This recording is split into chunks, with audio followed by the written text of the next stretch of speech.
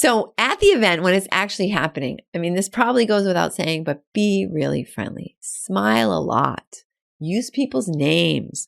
Encourage your participants to, interact with each other and with you so that everybody has a really fun, experience. I've been on like tours and stuff before where everybody's a stranger. And you don't really want that. You want to be like, hey, let's take 5 minutes and introduce each other to each other. Hey, what's your name? Where are you from? Blah, blah, blah, blah, blah, right? Just take a few minutes to let the group get over any awkwardness that they might feel about doing an event with a bunch of strangers, especially in person, but even for online events. People can still be encouraged to interact. Let them know how to unmute themselves. If it's an online event, let them know that they can put things in the chat, but it'll be easier for them just to unmute themselves and talk to you because maybe you don't have somebody watching the chat, whatever. Just imagine this person has never done anything like this in their entire life. They've been in a bubble and now they're coming out of their bubble and they're meeting you, the first person they've ever met or interacted with in the last 5 years. Okay. And try to over explain because believe me, you won't be sorry. Like summary and then blah, blah, blah, over explain.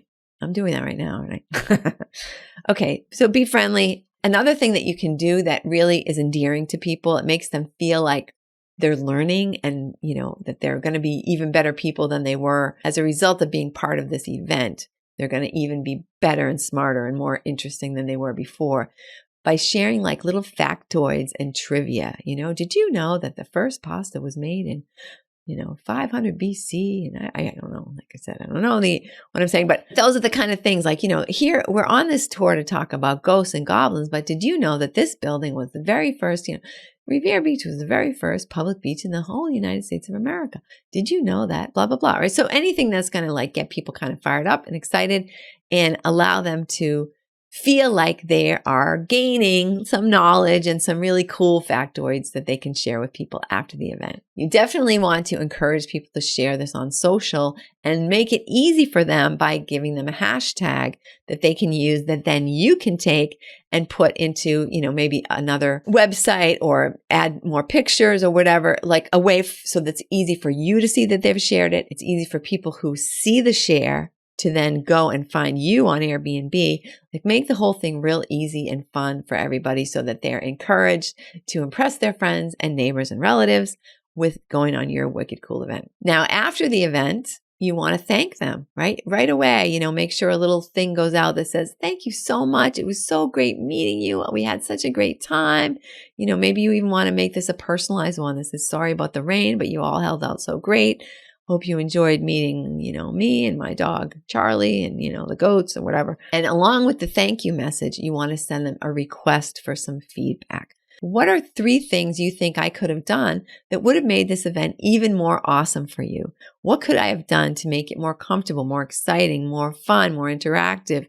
Anything that you want to get out of it. What do you want to make it more? Ask the people how they think you could have made it more in that way. I don't think I said this on the Airbnb thing, but you always want to respond to reviews, negative or positive. You always want to respond to reviews.